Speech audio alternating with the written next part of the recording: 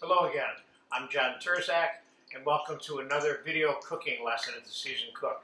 Today, I will answer the question of how to make Chicago-style cottage fries. Now, what's a cottage fry? There's a lot of different definitions for a cottage fry, but Chicago-style is a piece of potato that's cut thicker than a potato chip, but thinner than a French fry, and is usually cut the length of the potato rather than across, okay? You can cut them across, but the characteristic of the cottage potato, and I'm going to cut this one now while I'm talking, is that the parts of it are crispy, but parts of the middle of it are soft. So you see how thick I'm cutting this potato? It's, like I said, it's thicker than a potato chip, but thinner than a French fry. That's how I would best describe it. You can cut these on a mandolin, but they're fairly easy to cut by hand also. So we're going to let those soak in some cold water for 15, 20 minutes, half an hour, whatever you want right in there. And we'll come back after they de-starch a little bit, and we will blanch them in the fryer at 325 to 350. And then we will let them cool off. We will spread them out and lay them out on a sheet pan to cool, and then we will fry them at 375 to finish them off. Okay, they've been soaking about 15 minutes. Let's get them out of the cold water, and let's lay them out like that. Then we can get them completely dry, just about, because they're all big and flat.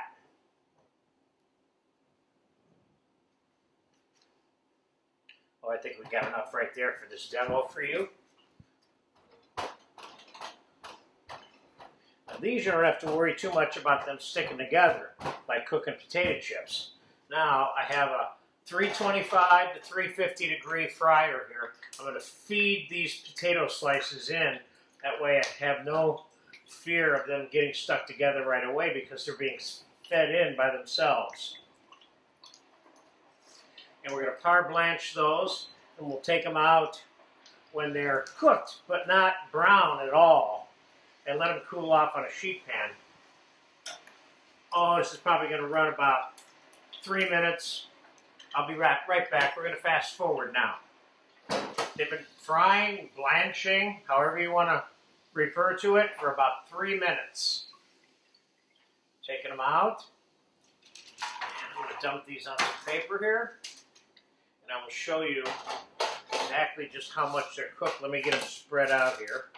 I'm going to let them cool off for 15 or 20 minutes.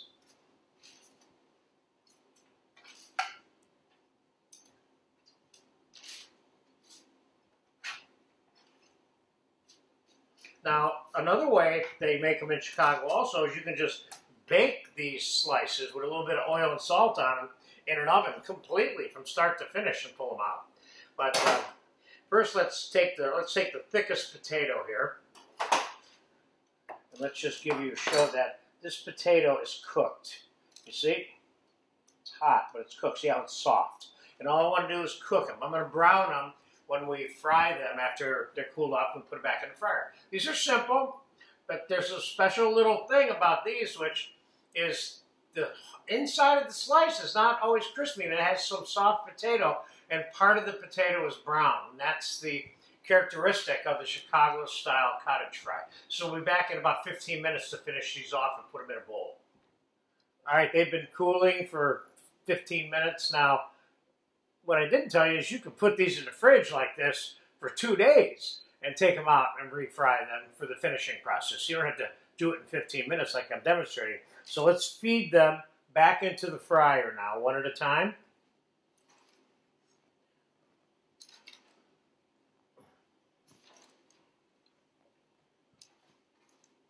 And these are going to take a solid 5 minutes. We want them partially browned and partially soft.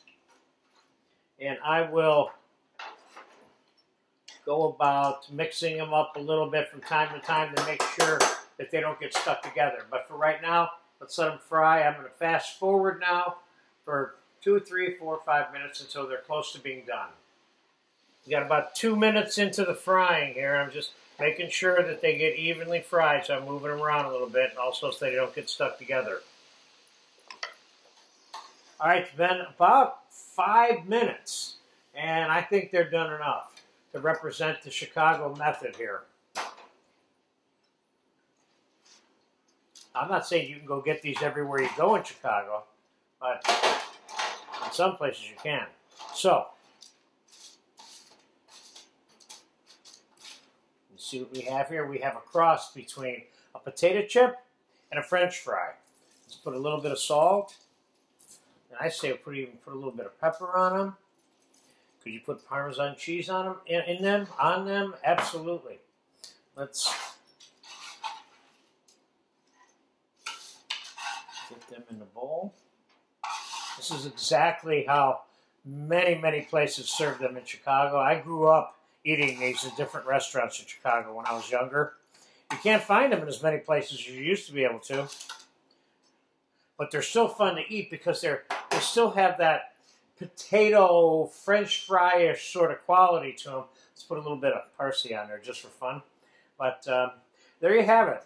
This is one way that cottage fries are made in Chicago, and I hope I answered that question for you, even though I doubt you had it before you started watching this video.